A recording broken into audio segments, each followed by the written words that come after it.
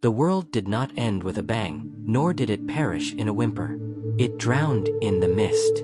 They call it the Great Veiling, the day the sky turned the color of a bruised lung and the sun became nothing more than a pale, ghost-like coin haunting a leaden firmament. Welcome to Eldermurk, traveler. You are not the first to seek answers in these blighted lands, and if the shadows have their way, you will certainly be the last. Listen closely. Can you hear it? That low, rhythmic hum vibrating beneath the soles of your boots?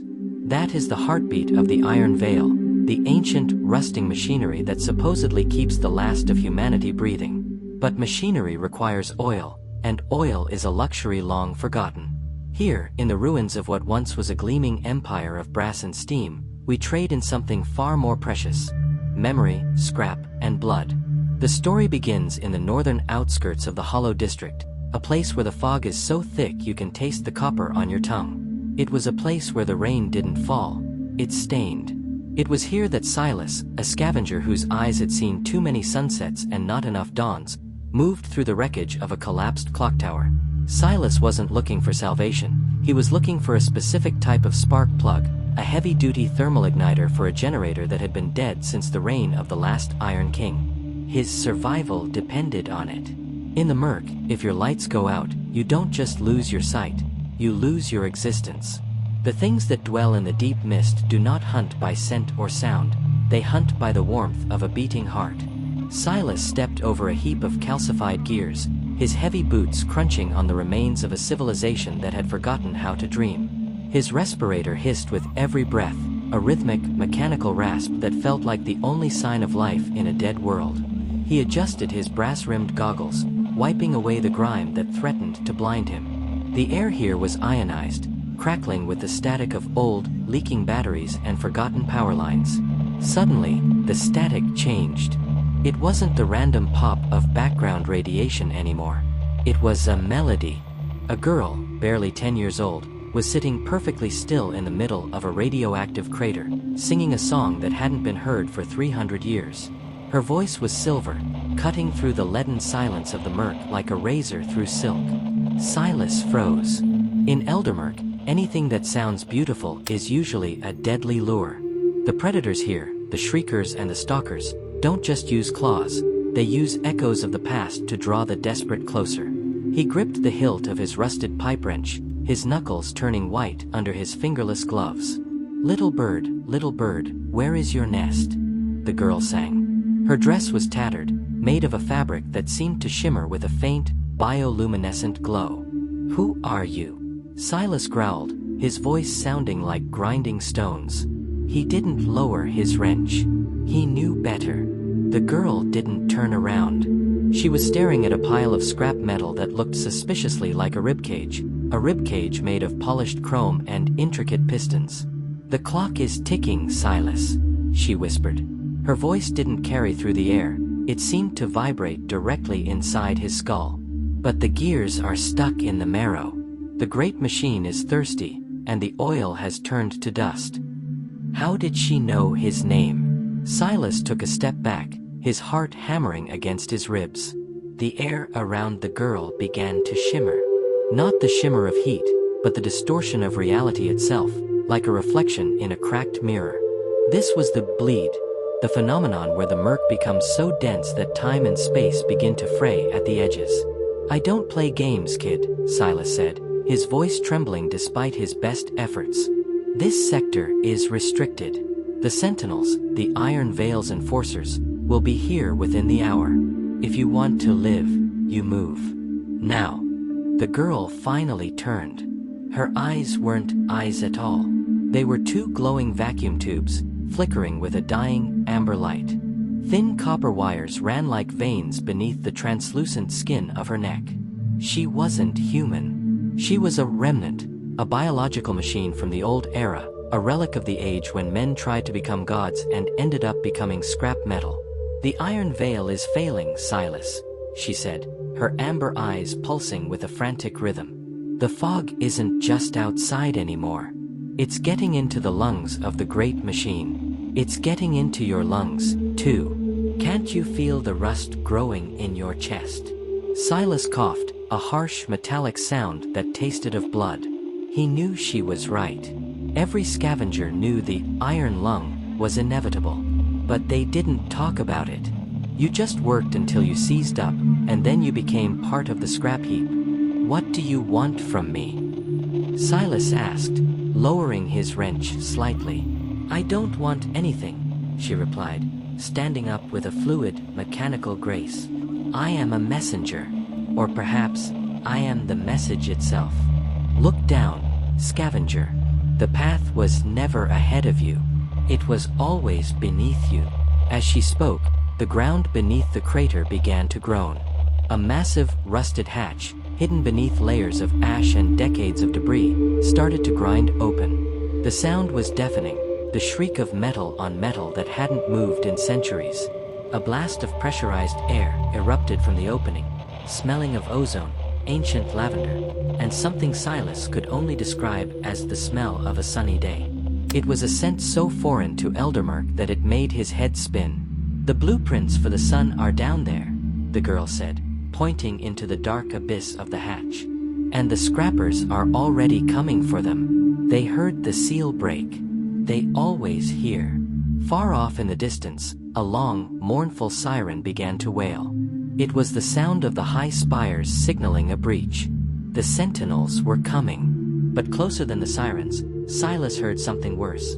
The clanking, erratic footsteps of the scrappers. Men who had mutilated their own bodies with salvaged junk, driven mad by the whispers of the murk. Silas looked at the dark hole, then at the girl. He was a man of logic, a man of survival. Everything in his gut told him to run into the fog and disappear.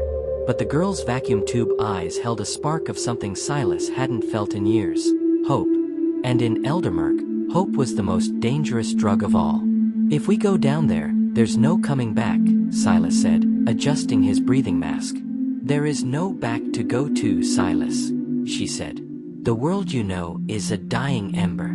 We are going to find the fire. Silas didn't hesitate any longer.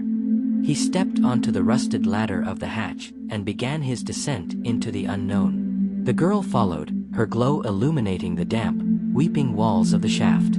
As they descended, the hatch above them slammed shut, triggered by an ancient mechanism. The sunlight, the fake, gray light of the murk, was gone. The descent felt eternal. The air grew warmer, vibrating with a deep, subsonic thrum that made Silas's teeth ache. This wasn't the heartbeat of the Iron Veil. This was something much larger, much older. They passed levels filled with dormant automatons, their brass carapaces covered in thick layers of dust. They passed rooms filled with flickering monitors displaying data in languages that had died before the first Iron King was crowned. What is this place? Silas whispered, his voice swallowed by the shadows. This is the cradle, the girl replied. This is where they made the first heart, and where they will make the last one. They reached a wide catwalk overlooking a massive chamber. In the center stood a sphere of glass and gold, pulsing with a light so bright that Silas had to shield his eyes. It was beautiful. It was terrifying. It was the solar core, the ultimate forbidden technology. They told us the sun died, Silas whispered, mesmerized by the golden glow. They lied, the girl said. They didn't hide the world from the mist. They created the mist to hide this from the world. Power is only valuable if it is scarce, Silas. And the High Spires wanted to own the light. Suddenly, the heavy blast doors at the far end of the chamber began to buckle. The scrappers had found them. The sound of their hydraulic saws and rusted hammers echoed through the hall.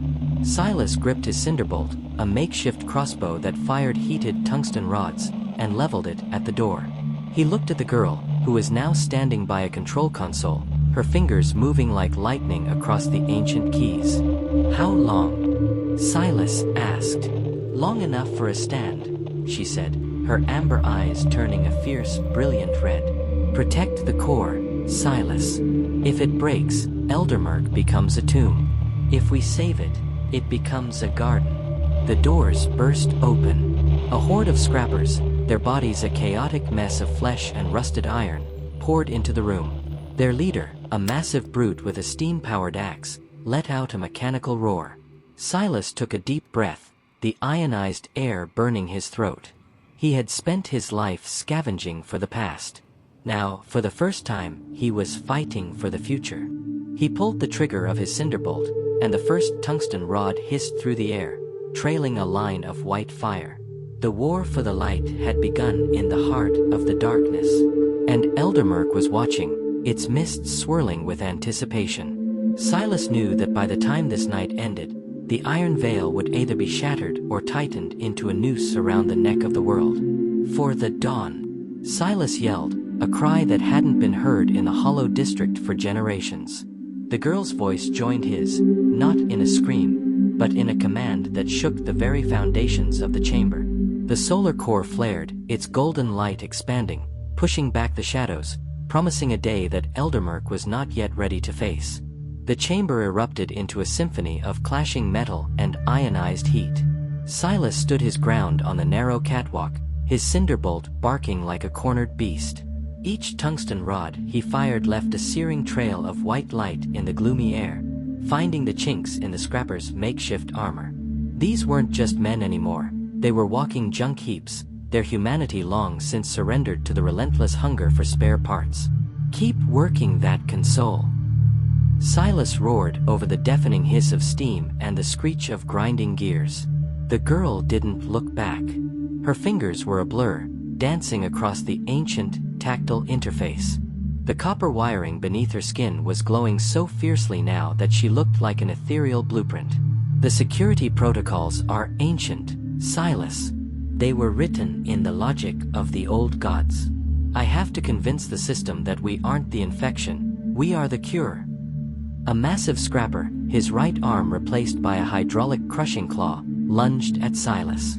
The scavenger pivoted, the heavy wrench in his left hand swinging in a brutal arc.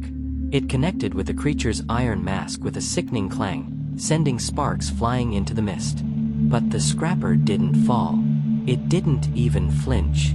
It let out a burst of static-laced laughter and swung its claw, narrowly missing Silas's ribs. The force of the blow shattered a stone pillar behind him, sending a spray of ancient debris into the air. Silas dropped his crossbow, there was no time to reload, and drew his Sunderblade, a short, jagged sword heated by a leaking battery pack. The blade glowed a dull, angry orange. With a desperate yell, he drove the heated metal into the scrapper's exposed neck joint. Oil and blackened fluid sprayed across Silas's goggles, but the monster finally slumped, its red eye lens flickering out like a dying ember. "Silas! The core is cycling," the girl shouted. The golden sphere in the center of the room began to spin. At first, it was a slow, majestic rotation, but it quickly accelerated into a blur of light. The hum in the air shifted from a low vibration to a high-pitched scream that threatened to shatter Silas's teeth. The temperature in the room plummeted. It was a paradox Silas couldn't understand. The presence of the sun usually brought heat, but this solar core seemed to be drinking the warmth from the room to fuel its awakening. "It's a vacuum," Silas gasped, his breath misting in the sudden cold. "It's pulling the energy from the air." "It's not just pulling energy," the girl replied, her voice sounding hollow, as if echoing from a great distance. "It's pulling the murk. Look." Silas looked up at the high, vaulted ceiling of the chamber. The thick, oppressive mist that had leaked in through the breached hatch was being sucked toward the spinning sphere. The fog swirled like a gray whirlpool, disappearing into the golden light. For the first time in his life, Silas saw the walls of a room clearly. No shadows, no haze, just the raw, cold geometry of the old world. It was terrifying in its clarity. But the scrappers weren't deterred by the light. If anything, it made them more frantic. They scrambled over the railings, their rusted limbs clattering against the metal floor.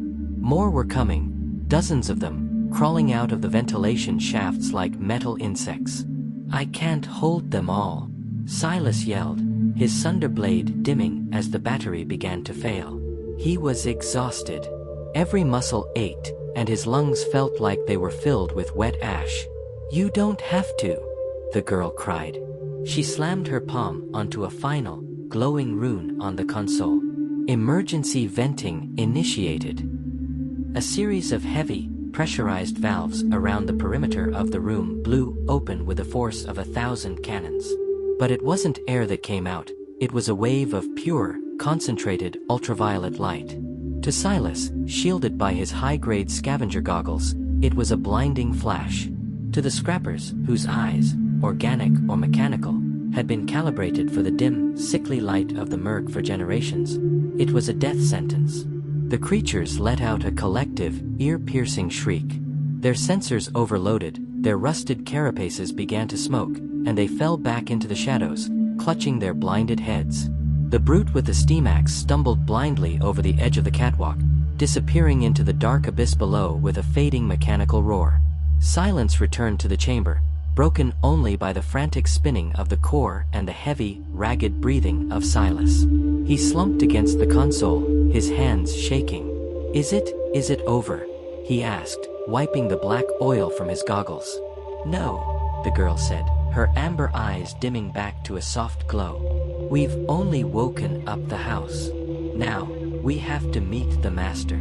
As if on cue, the far wall of the chamber began to slide open. It didn't grind or screech like the hatch above.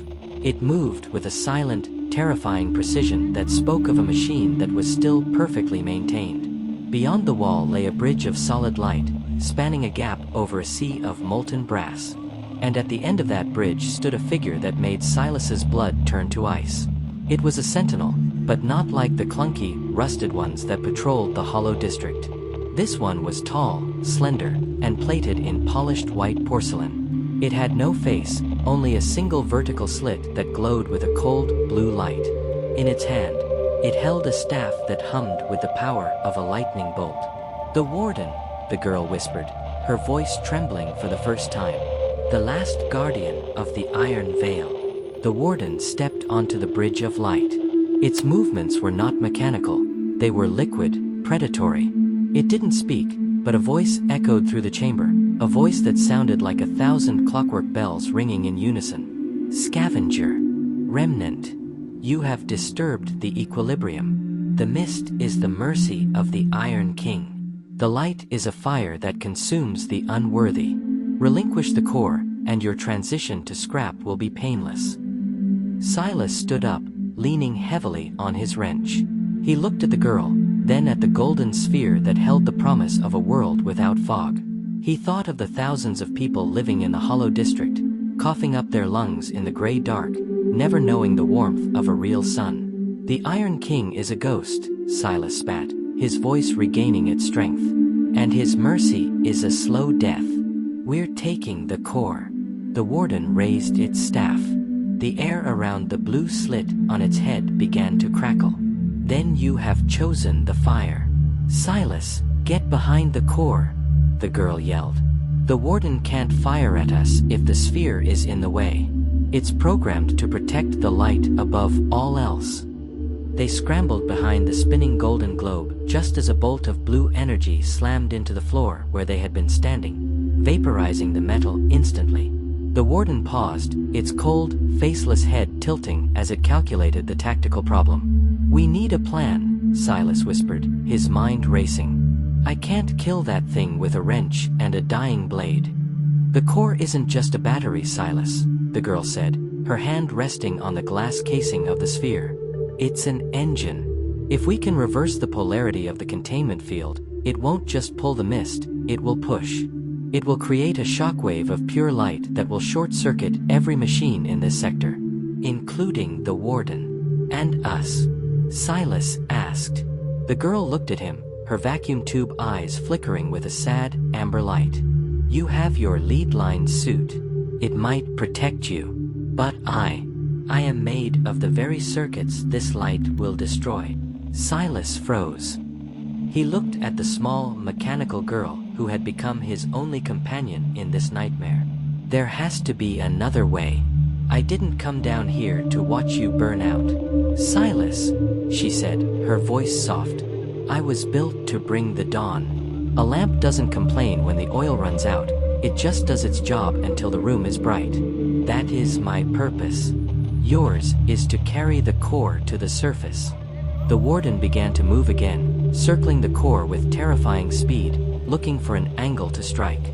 The bridge of light beneath its feet pulsed with every step. "How do I do it?" Silas asked, his voice thick with emotion. "There's a manual release valve at the base of the sphere," she explained, pointing to a heavy brass lever surrounded by glowing wires. "When I give the signal, you pull it. The core will detach, and the shockwave will trigger. You'll have 3 seconds to grab the handle and jump into the ventilation chute behind us.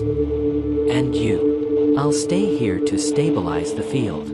If I leave the console, the core will go critical and take the whole district with it." The warden lunged, its staff glowing with an intense, blinding blue. It was moving too fast now. Silas gripped the brass lever, his heart heavy. He was a scavenger. He was used to taking things, not giving them up. "Now, Silas," she screamed. Silas pulled the lever.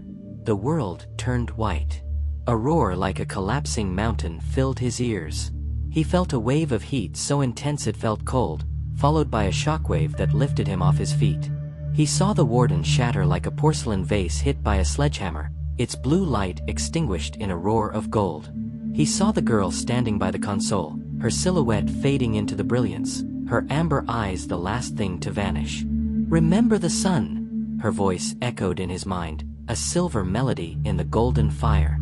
Silas grabbed the heavy handle of the detached core. It was warm, vibrant, and alive. He didn't look back. He dived into the ventilation chute just as the room exploded in a final, cleansing flash of light. He tumbled through the dark, the solar core clutched to his chest like a newborn child. He felt the rush of air, the smell of ozone, and then the smell of the murk. But it was different. The mist felt thinner, weaker. He hit a pile of ash and slid for several meters before coming to a stop. He was back in the hollow district, but the sirens had stopped. The great watchtowers were dark. The hum of the iron veil was silent. Silas stood up, his body bruised and his soul heavy. He looked at the solar core in his hands. It was still pulsing with a gentle, golden light. Around him, the people of the hollow district were emerging from their shanties, their pale, dirt-streaked faces turned toward the sky. The mist was receding. For the first time in 300 years, the stars were visible, faint, distant pinpricks of light in a sea of velvet black. The girl was gone. The warden was dead. But Silas was still standing, and in his hands, he held the dawn. "Where is the girl?" a voice asked from the shadows. It was another scavenger, an old man Silas recognized from the scrap markets. Silas looked at the core, then at the horizon where a faint, orange glow was beginning to break the grip of the eternal night. "She's in the light," Silas said, his voice steady. "She's finally home." But as he spoke, he felt a faint vibration from the core. A rhythmic pulse that felt suspiciously like a heartbeat. And in the reflection of the glass, for just a second, he saw a flicker of amber light. The story of Eldermurk was far from over. The iron veil had fallen, but the world was now wide open, and the things that lived in the light were often more dangerous than the ones that hid in the dark. The silence that followed the fall of the iron veil was not peaceful. It was heavy, pregnant with the terrifying realization that the world's walls had crumbled. Silas stood amidst the cooling ash of the hollow district, clutching the solar core to his chest. The golden sphere's pulse was steady now, a warm heartbeat against his bruised ribs. Around him, the mist continued to retreat, curling back like a wounded animal, revealing the jagged, skeletal remains of skyscrapers that had been hidden for centuries. For the first time in generations, the people of Eldermurk were looking at the world without a filter. They saw the rust in its true, vibrant orange. They saw the blackened bones of the old industry, and most importantly, they saw each other. Faces that had been mere shadows in the fog were now starkly human, etched with fear and a dawning, frantic hope. "Silas!" The old scavenger, Kale, wheezed, stepping into the dim light of the core. His eyes, milky with cataracts, struggled to adjust to the brilliance. "What have you done? The High Spires, they won't let this stand. You've silenced the machine, but you've rung the dinner bell for the gods." Silas didn't answer immediately. He was staring at the horizon. The orange glow he had seen earlier wasn't the sun, not yet. It was the burning of the High Spires' defensive perimeters. Without the mist to conceal their movements, the various factions of Eldermurk were finally seeing their targets. The uneasy peace of the fog was over. The war of clarity had begun. The girl said this was a sentence, Silas finally whispered, his voice cracking. I think I'm starting to understand why.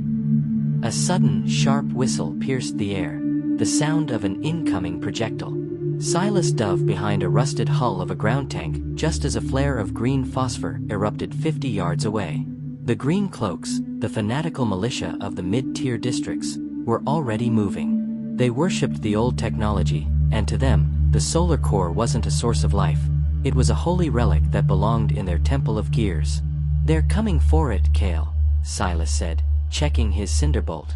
He only had 3 tungsten rods left. The Sunderblade was completely dead, its battery casing cracked and leaking. If they get this, they won't use it to clear the mist. They'll use it to burn anyone who doesn't bow to their gears. You need to get to the deep channels, Kale said, pointing toward the drainage grates that led into the city's substructure. The mist is gone up here, but the shadows still live down there. It's the only place the High Spires' long-range sensors can't penetrate. Silas looked at the girl's reflection in the glass of the core one last time. He could still feel that faint, rhythmic vibration. She wasn't gone, she was integrated. She was the ghost in the golden machine. Go, Kale. Hide. If they see you with me, they'll scrap you just for the information, Silas commanded. The old man nodded and vanished into the darkness of an alleyway. Silas didn't wait. He sprinted toward the drainage grate, the core slung in a makeshift leather harness on his back. Every step felt like he was carrying the weight of the entire world. The golden light spilled out from behind him, tracing his path in the dust, a glowing trail that any tracker could follow with ease. As he reached the grate and wrenched it open, a shadow detached itself from the wall above him. It moved with a sickening, liquid grace. A stalker, not a machine, but a biological horror twisted by centuries of radiation and the bleed. It had elongated limbs and skin the color of wet slate. It didn't have eyes. It sensed the heat of the core. The creature hissed, a sound like steam escaping a broken pipe, and lunged. Silas swung his heavy pipe wrench in a desperate arc, catching the creature mid-air. The impact vibration rattled his teeth, but the stalker was fast. It raked its obsidian claws across Silas's shoulder, tearing through the lead-lined fabric of his suit. Silas roared in pain and kicked the creature back, sending it tumbling into a pile of scrap. He didn't stay to finish it. He dropped into the darkness of the deep channels, the heavy iron grate clanging shut above him. The tunnels were cold and smelled of stagnant water and ancient rot. Here, the mist hadn't disappeared. It had settled into a thick, low carpet that clung to Silas's knees. He moved quickly, guided by the golden glow of the core. The light reflected off the damp walls, creating dancing patterns that seemed to mimic the girl's song. Where are we going, kid? Silas whispered to the sphere. Give me a sign. The core pulsed twice, a sharp, rhythmic beat. Suddenly, the golden light shifted color, turning a soft, directional blue. A beam of light projected from the center of the sphere, pointing down a side tunnel that Silas had never noticed before. It was a hidden vein in the city's anatomy, marked with the same runes he had seen in the solar vault. He followed the blue light for miles, his breathing labored, his wounded shoulder throbbing with every heartbeat. The tunnel began to slope downward, the air growing thinner and colder. He was leaving the city behind, moving into the Undermurk, the forgotten foundations upon which Eldermurk was built. Eventually, the tunnel opened into a vast, subterranean cavern. In the center was a lake of obsidian water, perfectly still and black. And in the middle of the lake stood a spire made of white marble, a material that shouldn't exist in this world of iron and ash. The echo chamber. A voice resonated through the cavern. Silas spun around, his wrench raised. Standing on a ledge overlooking the lake was a man dressed in robes made of optical fibers that flickered with data. His face was young, but his eyes were ancient, swirling with the same blue light as the warden's staff. "I am the archivist," the man said, descending the ledge with slow, deliberate steps. "I am the one who remembers why the sun was put in a box. And I am the one who must tell you that your journey has only just begun." Silas stepped back, his boots splashing in the shallow water at the edge of the lake. "I'm not looking for history lessons. I'm looking for a way to stop the war I just started." The archivist smiled, a cold, clinical expression. "You didn't start a war, Silas. You merely ended the truce. The High Spires were never protecting us. They were harvesting us." The mist was a giant lung, breathing in the life force of the people to keep the Iron King immortal. Now that the lung is punctured, the king is dying. And a dying god is a very dangerous thing. The archivist pointed to the white spire in the lake. "That is the resonance pillar. If you place the core there, it will broadcast a signal that will permanently disable the Iron Veil's control over the world. But it will also alert every sentinel within 1,000 miles to this exact location. You will be holding the door open while the house burns down." Silas looked at the spire, then at the solar core on his back. He could hear the distant echoes of explosions from the surface. The sky was probably red now, stained with the blood of 1,000 skirmishes. "If I don't do it?" Silas asked. "Then the light in your hands will eventually fade," the archivist said. "The core needs the resonance pillar to recharge. Without it, you're just carrying a very expensive lamp into your own grave." Silas walked into the black water. It was freezing, numbing his legs instantly. He waded toward the spire, the core glowing brighter with every step, as if it were coming home. "Silas," the archivist called out. "Know this. To save the world, you must be willing to be the villain in the stories of those who loved the dark." Silas reached the spire and saw a circular indentation at chest height. He unslung the core, his hands trembling. The pulse was so strong now he could feel it in his marrow. He thought of the girl, the way she disappeared into the light. He thought of the silence of the machine. He pushed the solar core into the spire. The cavern erupted in a roar of blue and gold.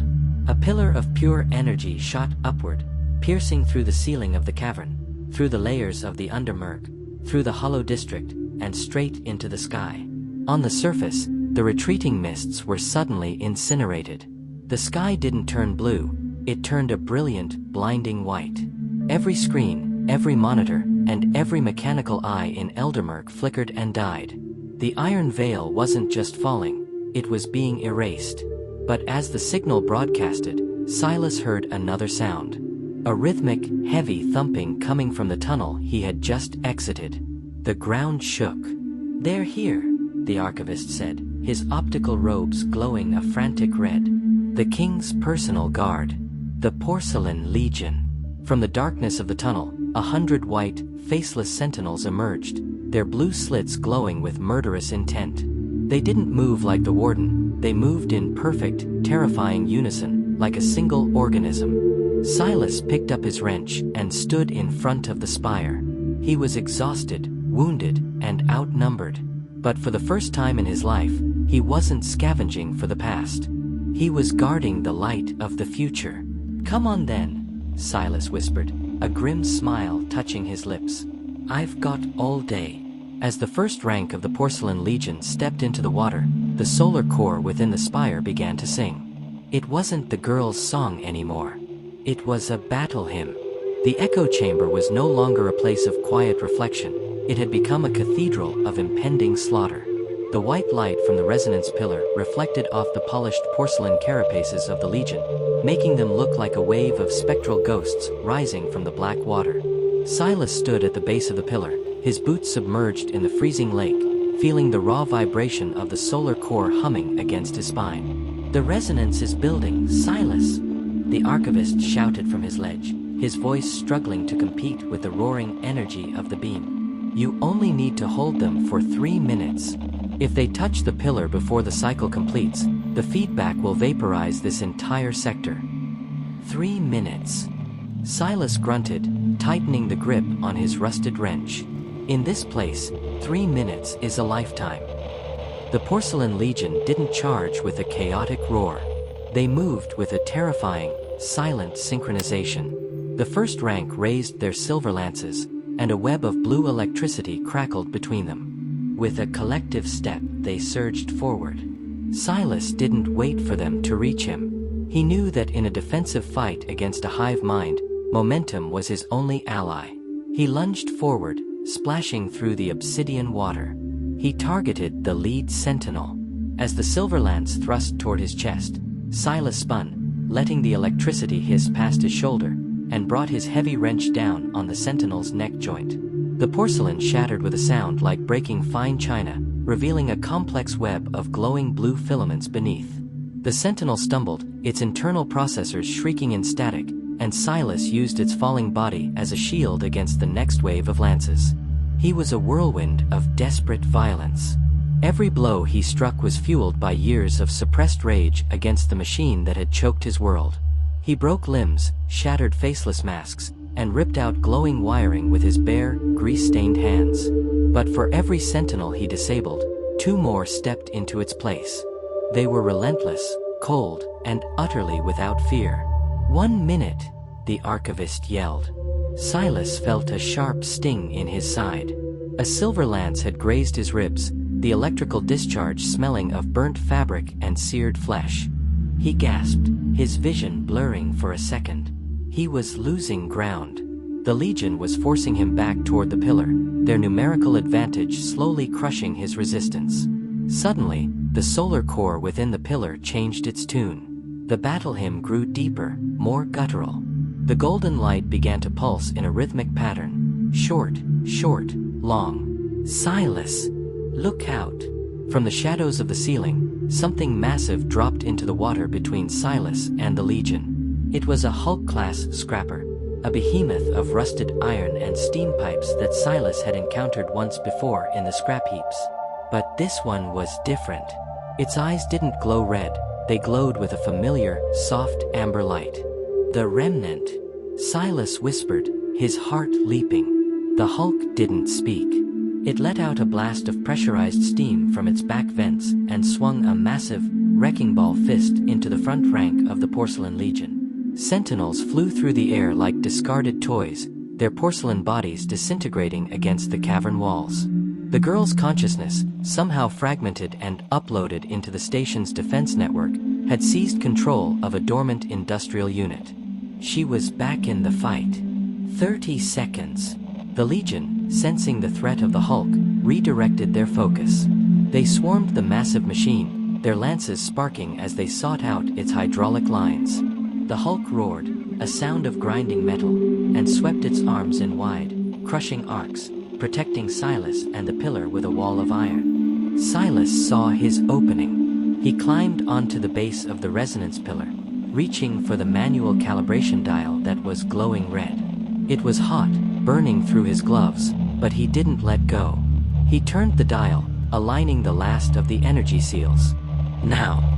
Silas screamed. The solar core let out a sound that wasn't a hum or a roar. It was a bell toll that seemed to ring at the frequency of the universe itself. The golden beam shooting into the sky turned into a blinding, solid pillar of white fire. The shockwave hit first. It wasn't a physical force, but an electromagnetic pulse of such magnitude that every electronic device in the echo chamber, and perhaps in all of Eldermurk, was instantly fried.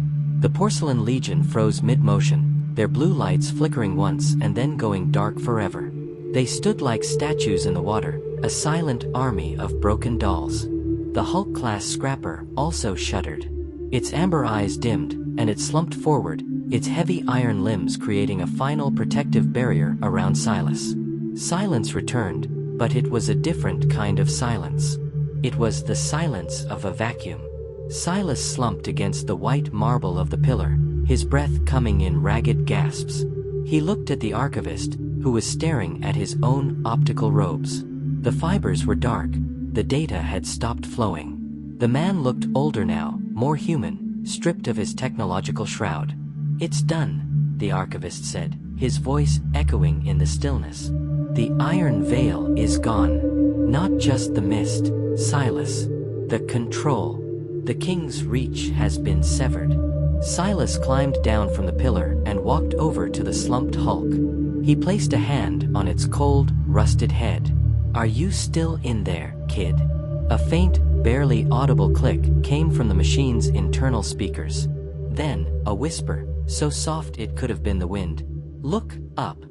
Silas turned his gaze toward the hole in the ceiling where the beam had pierced through. High above, through the layers of the ruined city, he saw something he had only seen in ancient, forbidden books. The white fire of the pillar had cleared a hole in the permanent cloud cover of the planet. And through that hole, a single, brilliant star was shining. It wasn't the pale coin of the mist, it was a piercing, diamond-bright light against a deep, indigo sky. "Is that a star?" Silas asked, his voice filled with a childlike wonder. "No," the archivist said, walking toward him. "That's the North Star. The sailors used to use it to find their way home when they were lost at sea." Silas looked around at the dark cavern, at the graveyard of porcelain soldiers, and at the golden core that was now glowing with a soft, steady light.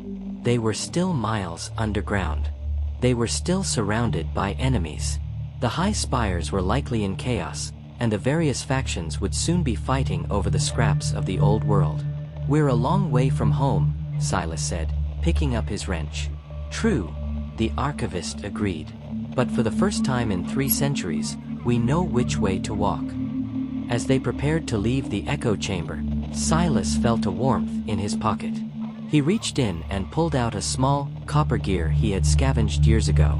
It was spinning, not because of a battery, but because it was caught in the residual magnetic field of the core.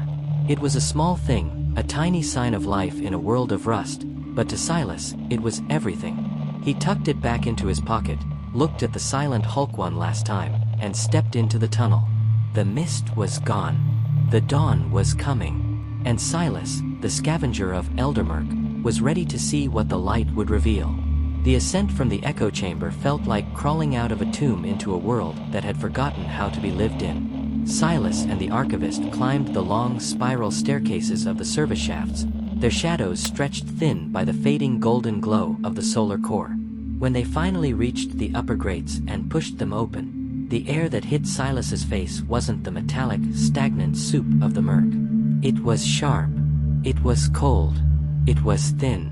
Silas stood on the edge of a jagged rooftop in the hollow district, and for a moment, he forgot to breathe.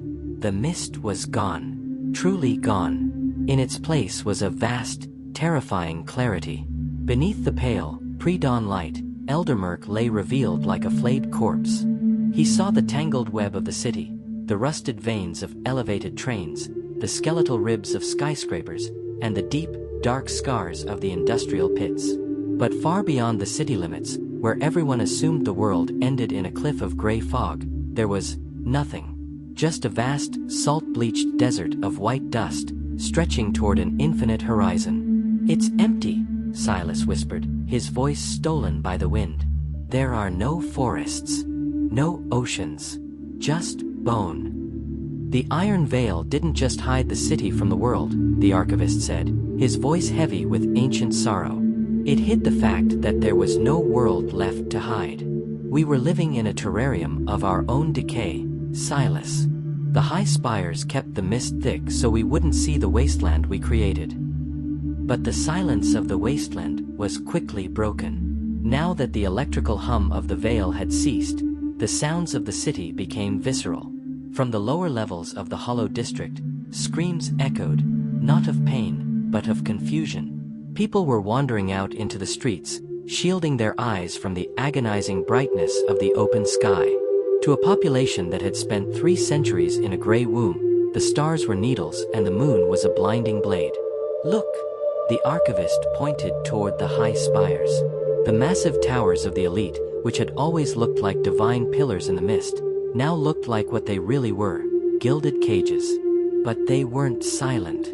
A fleet of Aurelian gunships, sleek, gold-plated aircraft that utilized forbidden gravity-defying tech, was rising from the spire tops.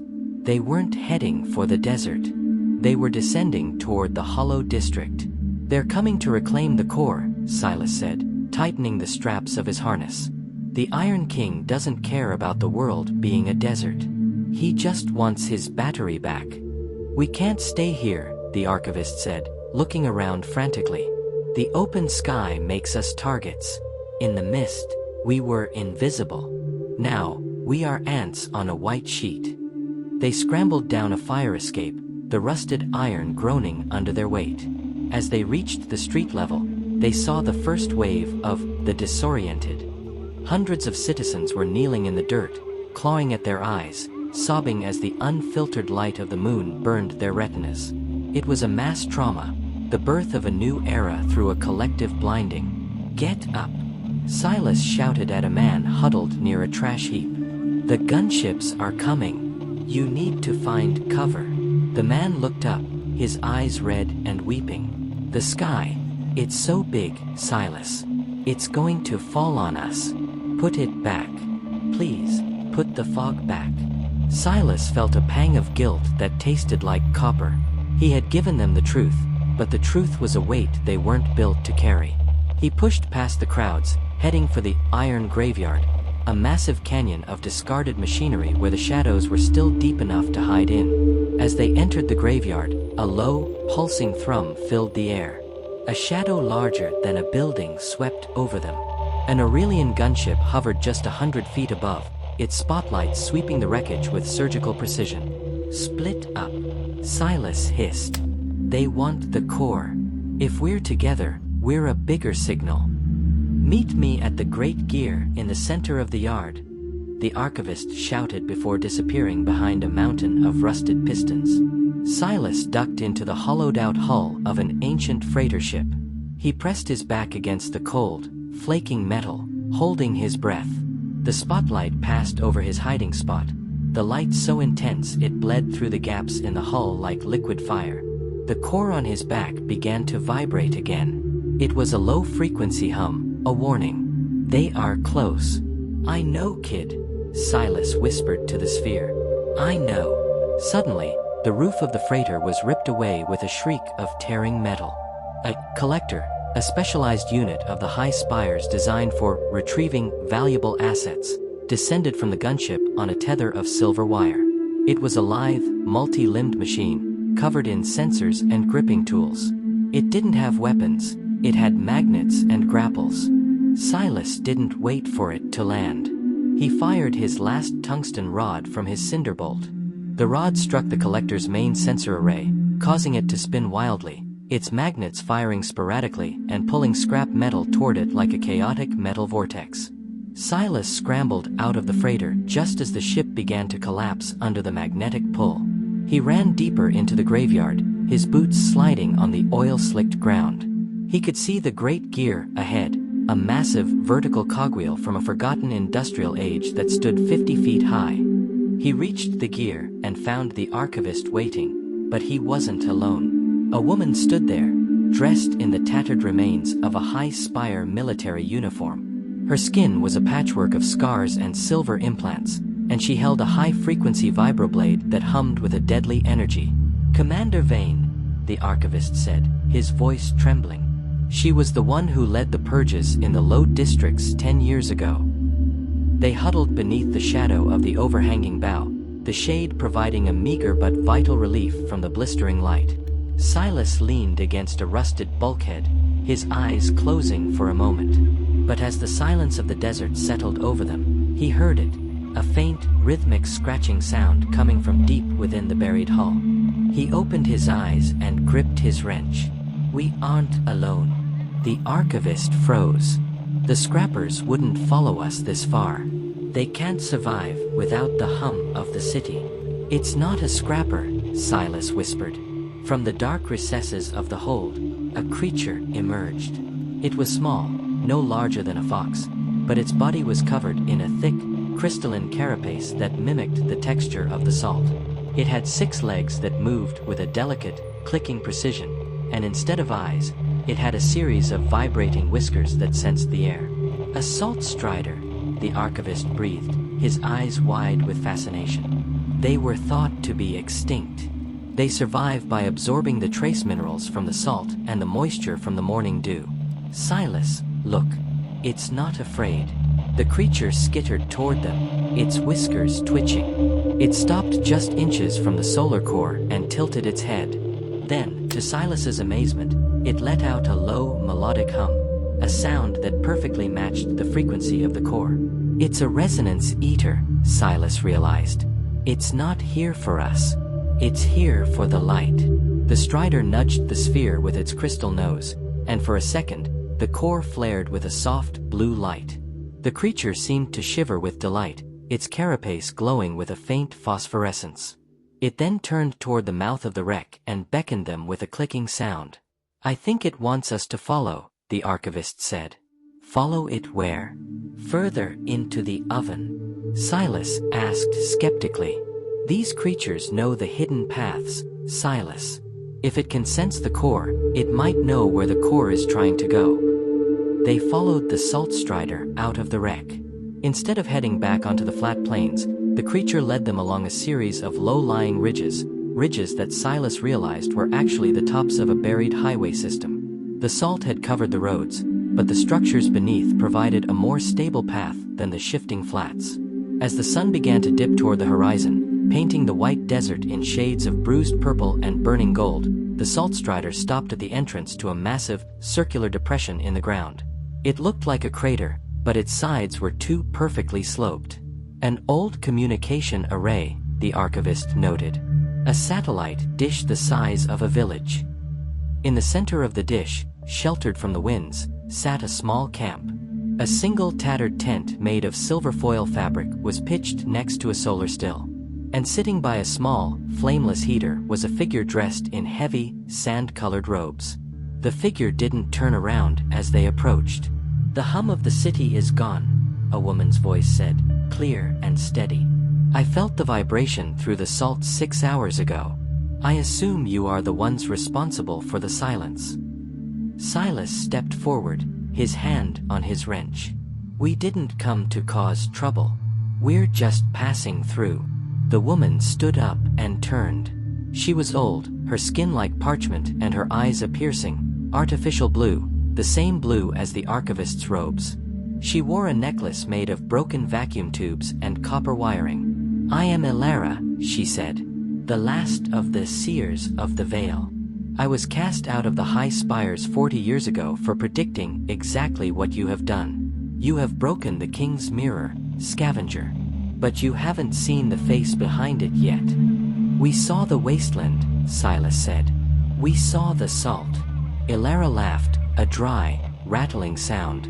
"The salt is just the skin, Silas. Beneath the skin, the old world is still screaming. You carry the solar core, the seed of the sun. But a seed needs soil to grow, and the only soil left is guarded by the glass husk legion." "The green dot on my map," Silas interrupted. "What is it?" Elara's expression turned solemn. "It is the Oasis of the Last Breath. A hydro-domed sanctuary built by the founders before the mist was unleashed. It is the only place on this planet where the water still runs clear and the trees still bear fruit. But the High Spires haven't forgotten it. They use it as their private garden, their ultimate retreat." "So the king is there?" "The king is everywhere and nowhere," Elara said cryptically. "But the commander you fought, Vayne, she will not rest until she delivers that core to the Oasis. If she reaches it first, she will use the core to reset the veil, but this time, the mist will be permanent. It will be a shroud that covers the entire planet, forever." Silas looked at the solar core. The responsibility felt heavier than the metal itself. "How do we get there before them? They have gunships." Elara pointed toward the north. "The gunships cannot fly through the glass storms of the Red Ridge. The static in the mountains will fry their gravity drives. They have to go around. But if you take the tunnels of the old maglev trains, you can cut straight through the mountains." "Tunnels?" the archivist asked, his eyes lighting up. "The underground transit system? I thought those were collapsed during the Great Quake." Most are, Elara admitted.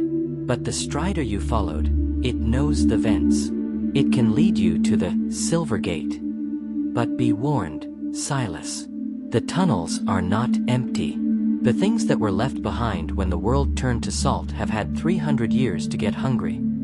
Silas looked at the salt strider, which was now curled up near the heater, its crystal shell reflecting the fading light. He then looked at the horizon, where the first stars were beginning to appear. The North Star was brighter than ever, a beacon of hope in a world of ghosts. "We leave at dawn," Silas said. Elara nodded and handed him a small, silver vial. "This is strider oil. If you run into the husks in the tunnels, rub this on your blades.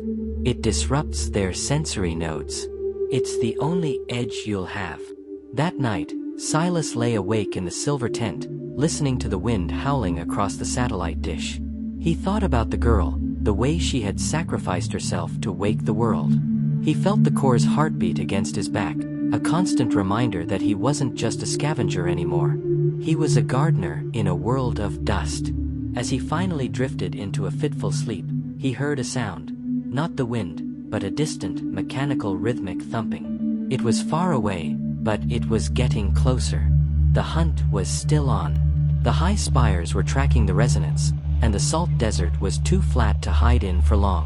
The entrance to the Silver Gate was not a gate at all, but a jagged vertical throat cut into the side of a salt-encrusted canyon. Elara stood at the edge, her silver foil robes snapping in the biting wind of the Red Ridge. Below them, a darkness so profound it seemed to have waited to swallow the light of the solar core. The maglev tunnels were once the arteries of a thriving world, Elara said, her artificial blue eyes dimming as she looked into the abyss. Now, they are the intestines of a corpse. Remember, Silas, the things that live down there have never seen the mist, and they certainly have never seen the sun. To them, you are not a savior. You are but a firefly, a lone spark drifting through a dark abyss. Silas nodded, adjusting his respirator. He looked at the salt strider, which was already skittering down the vertical walls with effortless grace. With a final glance at the horizon, where the distant silhouettes of Aurelian gunships circled like vultures, Silas gripped the rusted rungs of the maintenance ladder and began the descent. The air changed instantly. The dry, salt-heavy wind of the desert was replaced by a cold, damp draft that smelled of ancient grease and ozone. As they descended deeper, the sound of the surface world faded, replaced by a low, subterranean groan, the sound of tectonic plates grinding against the reinforced concrete of the old world. "How deep do these tunnels go?" Silas whispered, his voice sounding small and hollow. "Deep enough to bypass the mountain's core," the archivist replied, his gloved hands trembling on the rungs. "But keep your light low." The husks Elara mentioned, they aren't machines, but they aren't quite human either. They were the maintenance crews left behind when the first veil was deployed. 3 centuries of isolation and the bleed have turned them into something different. They reached the floor of the main transit tunnel. It was a cathedral of shadow. Massive, aerodynamic train cars sat like dead whales on magnetic rails that stretched into infinity. The walls were lined with flickering bioluminescent moss, a byproduct of leaking bio-batteries that had been dying for decades. The salt strider clicked urgently, its whiskers vibrating. It pointed its crystal head toward a tunnel branch marked with a faded glowing sign, Sector 9, Northeast Express. "Wait," Silas said, freezing in his tracks. "Do you hear that?" From the darkness ahead came a sound like dry leaves being dragged across stone. Scritch, scritch, thud. It was rhythmic, deliberate. Silas unslung the solar core, allowing its golden glow to push back the shadows for a few yards. The light revealed a glass husk. It had once been a man, but its skin had been replaced by a translucent, crystalline growth that mirrored the salt of the desert. Its limbs were elongated, ending in jagged glass shards instead of fingers. It had no face, only a smooth, reflective surface where a head should be. It stood perfectly still, reflecting Silas's own terrified expression in its crystalline visor. "Don't move," the archivist hissed. "They hunt by detecting thermal signatures and movement. If you stay still, you're just another piece of junk to them." The husk tilted its head, the glass craning with a sound like a breaking window. It moved closer, its crystalline scent, sharp and chemical, filling the air. Silas held his breath, his heart hammering so hard he was sure the creature could feel the vibration. Suddenly, the salt strider let out a sharp, high-frequency chirp. The husk shrieked, a sound of shattering glass, and lunged toward the strider. "Now, run!" Silas yelled. They sprinted down the maglev tracks, their boots echoing like thunder in the confined space. Behind them, more shrieks erupted. The tunnel was waking up. The glass husks were emerging from the shadows, their crystalline bodies catching the golden light of the core and refracting it into a chaotic kaleidoscope of deadly colors. "The maglev station is a mile ahead," the archivist shouted, his breath coming in ragged gasps. "If we can reach the emergency power terminal, we might be able to trigger a static discharge." Silas looked back. A dozen husks were gaining on them, their glass limbs clicking rapidly against the metal rails. He reached into his pocket and pulled out the vial of strider oil Elara had given him. He quickly rubbed it onto the dull edge of his broken wrench.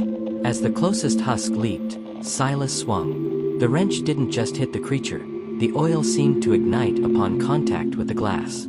A brilliant flash of blue light erupted, and the husk shattered into 1,000 harmless shards. "It works," Silas barked, but he knew he didn't have enough oil for an army. They reached the station, a cavernous hall filled with rusted turnstiles and crumbling advertisements for products no one remembered. In the center sat an emergency Magpulse car, a small, open-air vehicle designed for rapid tunnel transit. "Silas, the terminal. Over there." The archivist pointed to a console encased in thick, dusty glass. Silas smashed the glass and pulled the lever. Nothing happened. "The batteries are dead. We need a spark." The husks were entering the station now, hundreds of them, a sea of walking mirrors. They were closing in from all sides, their glass claws glinting in the core's light. "The core, Silas," the archivist realized. "Hook the core into the terminal. Its resonance is the only thing powerful enough to jumpstart this sector." "But it'll drain the light," Silas protested. "What if we're left in the dark?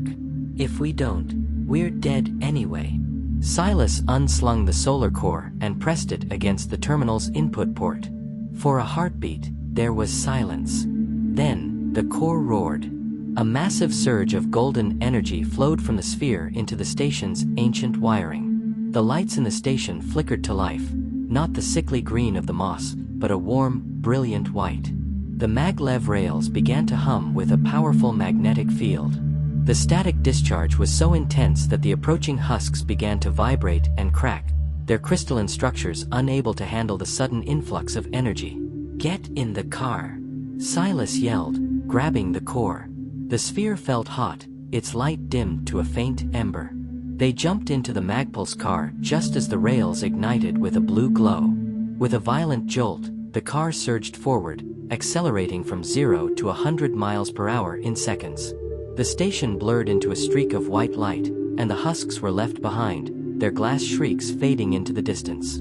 They were flying through the darkness now, the wind whipping past them. The archivist sat in the back, clutching his chest, while Silas held the dimmed core, his eyes fixed on the tunnel ahead.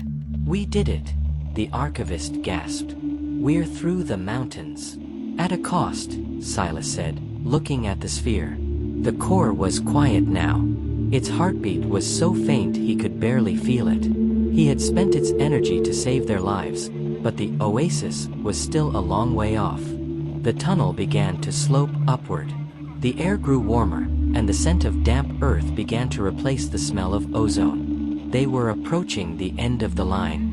The car slowed down as it entered a final, vine-covered station. Above them, through a series of shattered skylights, Silas saw something he hadn't seen since the stories his grandfather told him.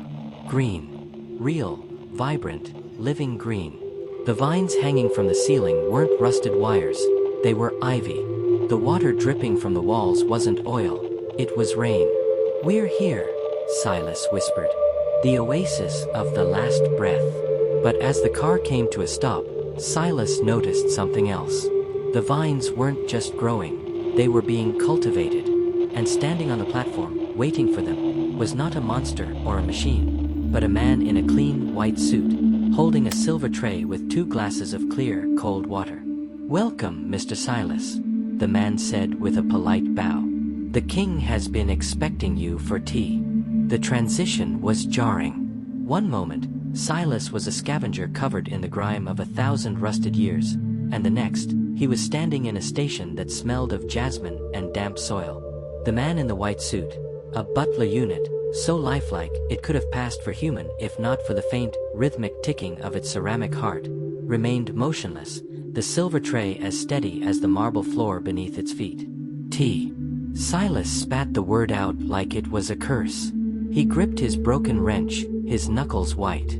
Behind him, the archivist was staring at the glasses of water with a look of pure, unadulterated thirst. "Please, Mr. Silas," the butler unit said, its voice a smooth, modulated baritone. "Violence is such a gritty concept. In the Oasis, we prefer the elegance of dialogue. The king understands you have traveled quite a distance. Your hydration levels are critically low." The archivist couldn't help himself. He stepped forward and drained one of the glasses in a single gulp. His eyes widened.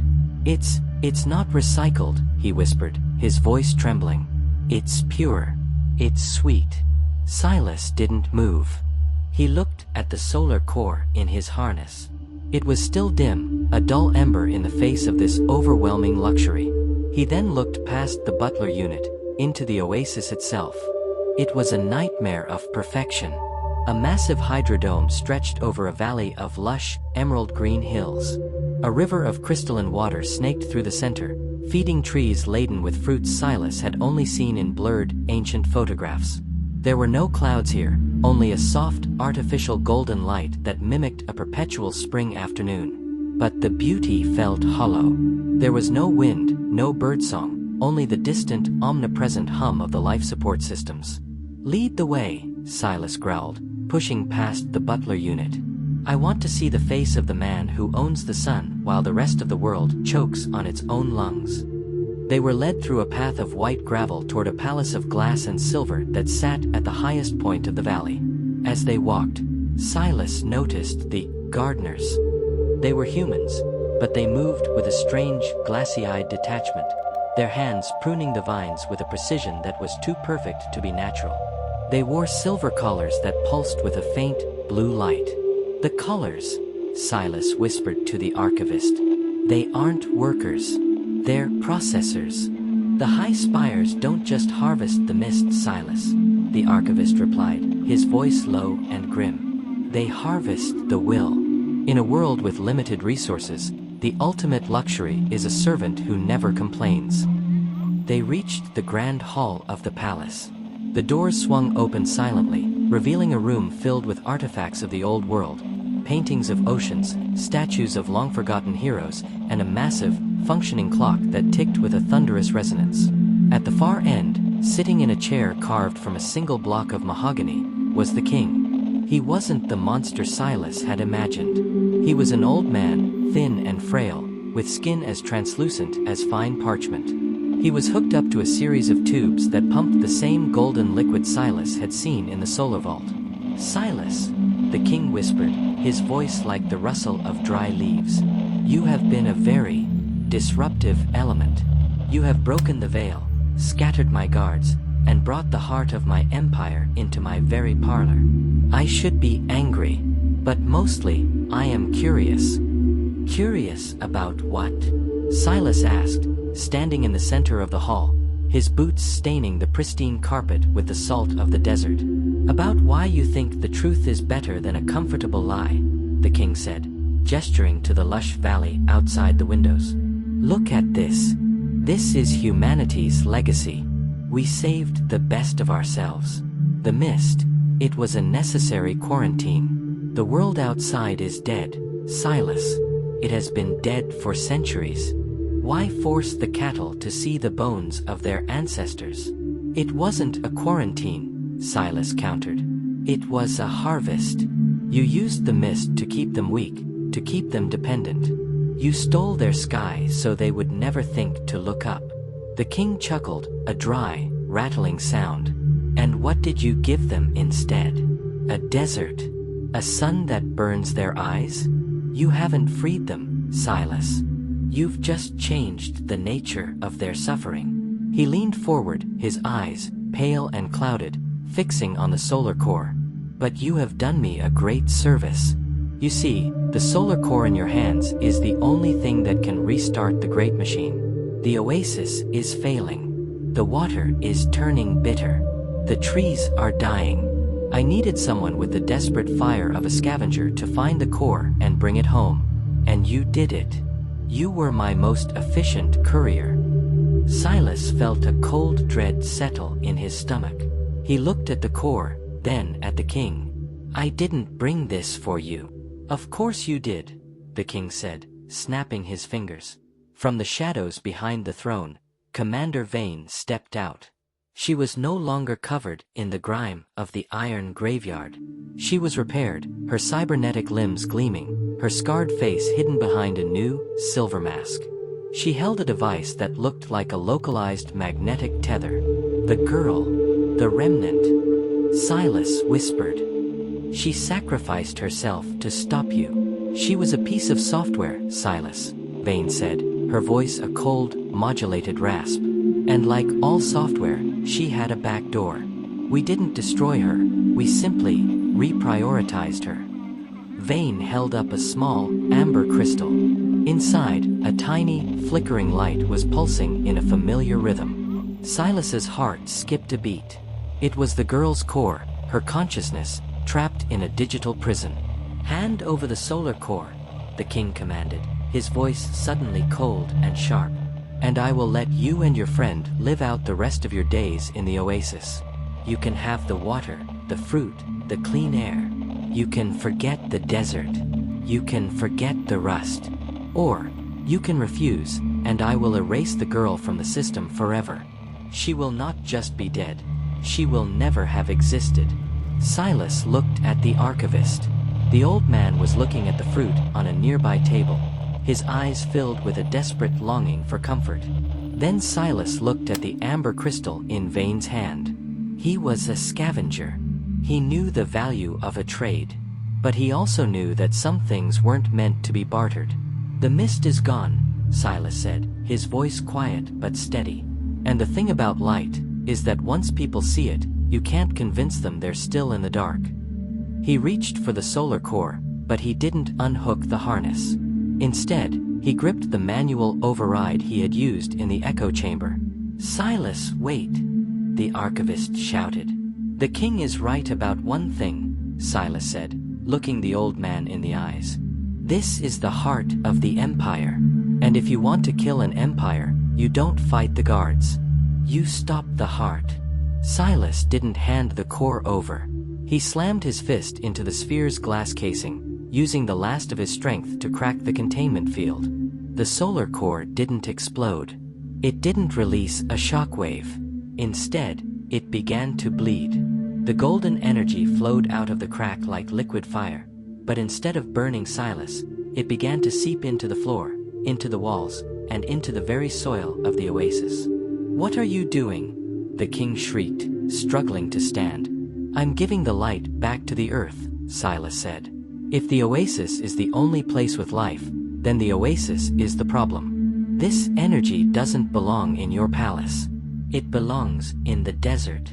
The golden light traveled through the irrigation lines like glowing veins.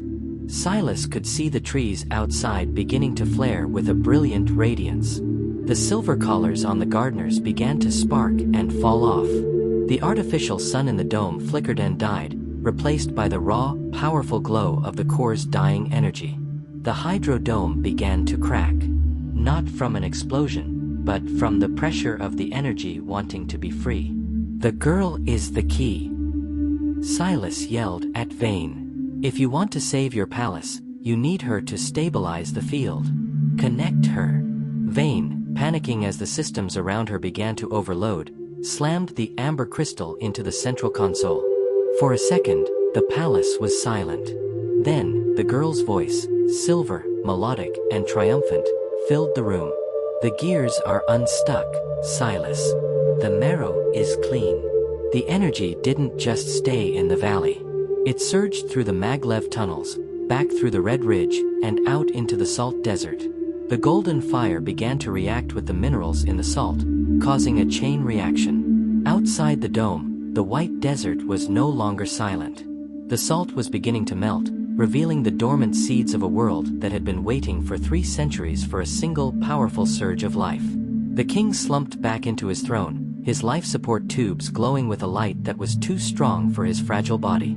He looked out at his shattering dome, his expression one of utter defeat. "You've killed us all," he whispered. "No," Silas said, grabbing the archivist and heading for the exit. "I've just made the world a little bigger." As they ran from the palace, the dome finally shattered. The glass didn't fall inward, it was blown outward by the sheer force of the growing forest. The trees weren't just growing, they were evolving, their leaves turning a brilliant, sun-drinking gold. Silas reached the edge of the valley just as the first real rain began to fall. Not the gray slime of Eldermurk, but a warm, golden rain that smelled of new life. He looked at his hands. The grease was being washed away. He looked at the archivist, who was laughing as he caught the raindrops on his tongue. The solar core was gone. The girl was integrated into the new world's nervous system. And Silas? Silas was just a scavenger who had finally found the one thing he didn't need to trade. He looked toward the horizon, where the gold of the Oasis was meeting the white of the salt. A new world was being born, and for the first time in his life, Silas wasn't afraid of what the light would reveal. The sound of the shattering hydrodome was like the world's first breath after 1,000 years underwater. As the glass shards rained down like diamonds, they were swept away by a sudden, fierce wind. A wind that didn't smell of rust or decay, but of ozone and wet earth. Silas stood at the threshold of the broken paradise, watching the golden energy of the solar core hemorrhage into the dead soil of the wasteland. "It's spreading," the archivist whispered, shielding his eyes.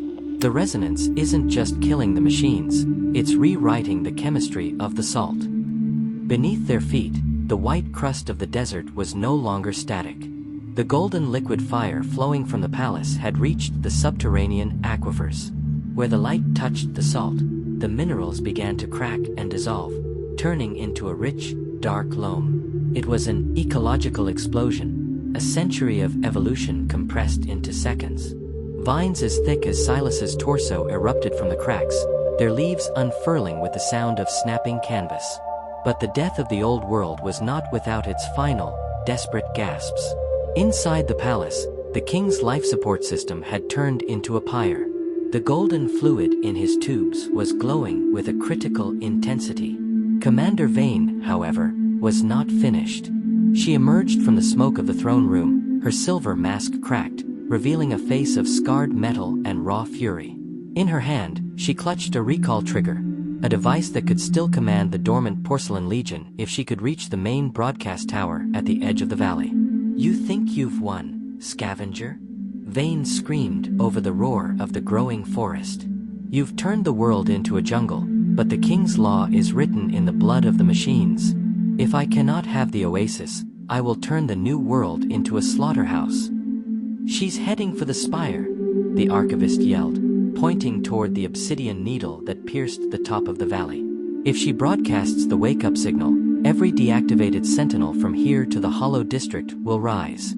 They'll butcher everyone before the first tree even grows a fruit." Silas didn't hesitate. He was exhausted, his body a map of bruises and burns. But the fire the king had spoken of was now burning in his own chest. He grabbed a discarded vibroblade from a fallen guard and began to run. The path to the spire was a chaotic obstacle course of rising roots and collapsing architecture. The gardeners, now free of their silver collars, were wandering aimlessly, their minds slowly returning from the digital fog. Silas pushed past them, his eyes fixed on Vane's silver silhouette as she scaled the exterior of the broadcast tower. As Silas reached the base of the spire, the ground shook with a seismic groan. The girl's voice, the Remnant, echoed through the local speakers, though it was fragmented, strained by the sheer volume of data she was processing. Silas, the system is overwhelming. I am everywhere. I am the roots. I am the water. But the tower is a splinter in my mind. I cannot stop her from the inside. You must pull the splinter.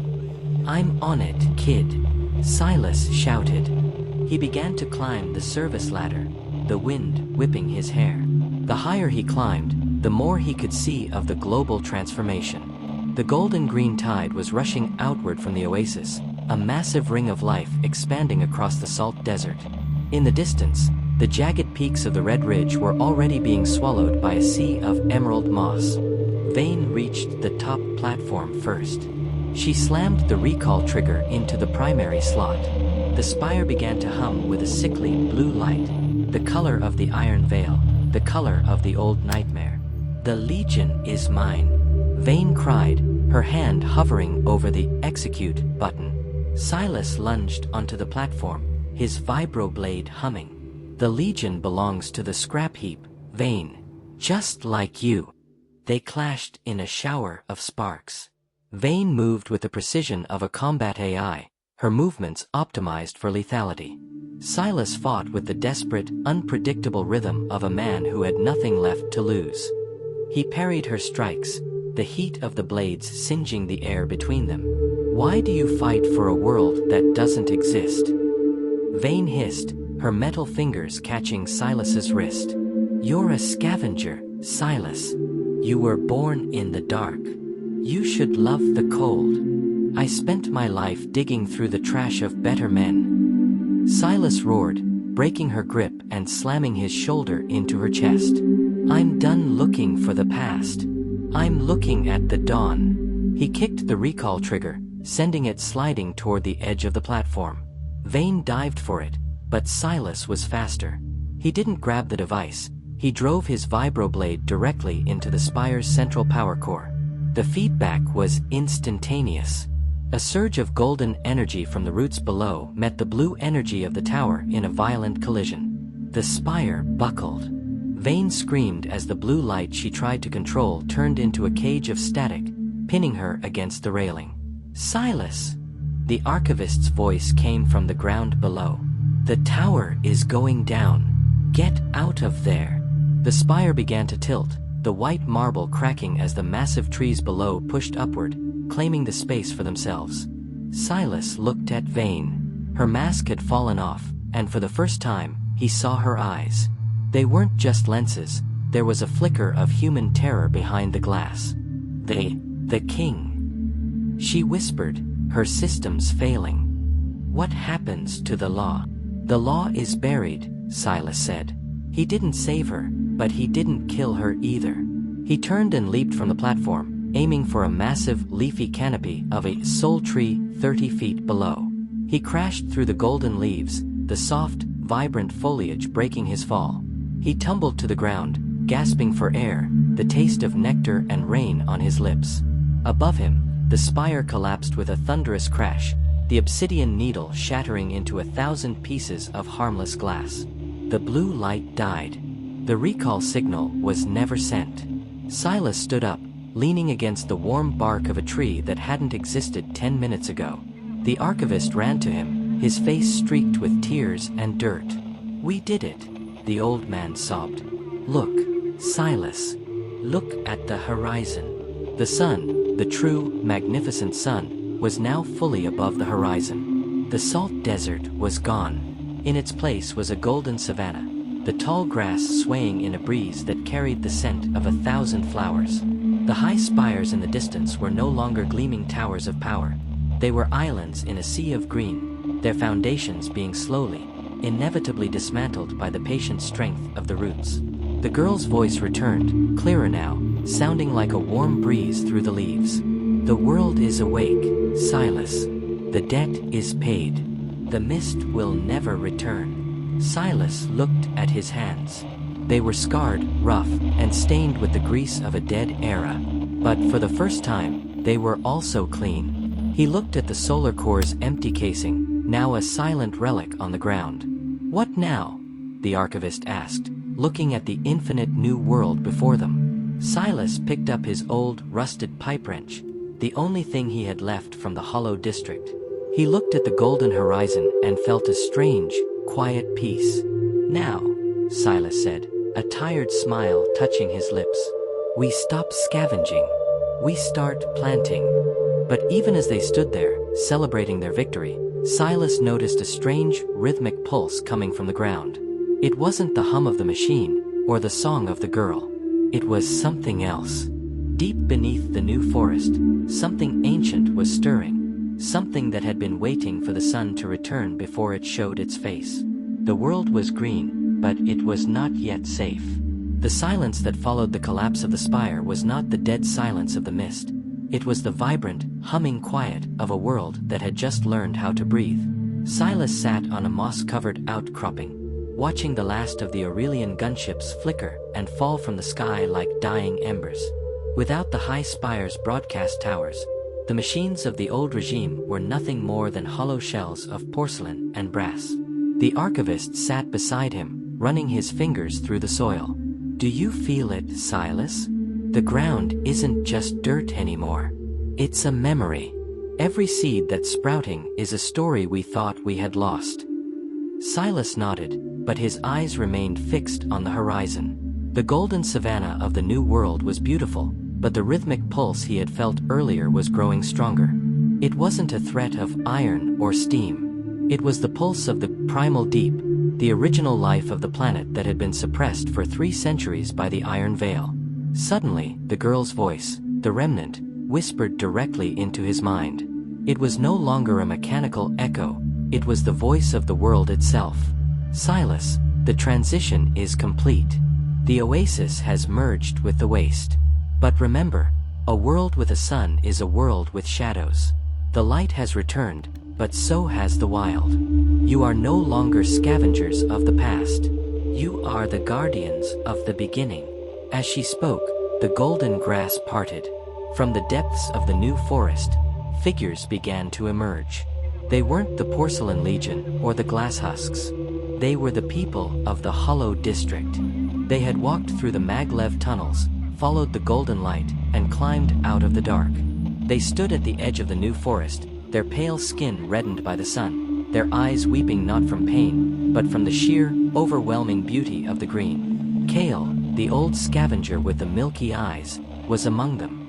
He fell to his knees, clutching a handful of wildflowers. "I remember," he sobbed. "I remember the smell of the rain." Silas stood up. He felt the weight of his years, the scars of his battles, and the grease of Eldermurk finally fading into the background of his soul. He looked at the thousands of people looking to him, waiting for a command, a law, or a word. "There is no king." Silas's voice rang out across the valley, carried by the warm wind. "There is no veil. The sky belongs to no one, and the soil belongs to everyone. We don't dig for scraps anymore. We build for the dawn." A cheer erupted, a raw, human sound that drowned out the last mechanical groans of the dying palace. The people began to move into the valley, not as cattle, but as pioneers. They started to build shelters from the fallen glass of the dome and the sturdy wood of the soul trees. The archivist began to gather the children, telling them stories, not of the Iron Kings, but of the stars and the sea. As the sun began to set, painting the new world in shades of fire and violet, Silas walked to the edge of the shattered palace. He found the amber crystal that had held the girl's consciousness. It was dark now, its energy completely integrated into the planet's new nervous system. He placed it in a small hollow at the base of the tallest tree in the valley. "Thank you, kid," he whispered. The tree's leaves shivered in response, a soft, silver melody rippling through the branches. The girl wasn't gone, she was the wind in the leaves and the water in the river. She was the soul of the new dawn. Silas looked back at the ruins of Eldermurk one last time. The city was being swallowed by the forest, its jagged skyscrapers becoming trellises for golden vines. The era of the machine was over. The era of the living had begun. He sat by a small campfire, the archivist at his side, as the first real night of the new world descended. The stars were no longer distant pinpricks, they were a canopy of diamonds, guiding the way for a humanity that was finally, truly home. The Chronicles of the Iron Veil were finished. The Scavenger had found his treasure, and the world had found its light. In the heart of the reclaimed wasteland, under the watchful gaze of the North Star, the first day of the new era came to a close. Traveler, you have walked the path from the rusting shadows of the Hollow District to the golden brilliance of the new dawn. You have seen the Iron Veil fall and the sun reclaim its throne. But the mists of Eldermurk are vast, and many more stories lie buried beneath the salt and the scrap. If you have the courage to face the truth and the strength to guard the light, then do not let this flame die out. Subscribe to our chronicles and join the ranks of the awakened. Like this transmission to power the solar core for those still trapped in the dark. And comment below with the name of the relic you would scavenge from the ruins of the old world. The mist is gone, but the journey has just begun. Stay vigilant, stay hungry, and never forget the smell of the rain. We will meet again when the next gear turns.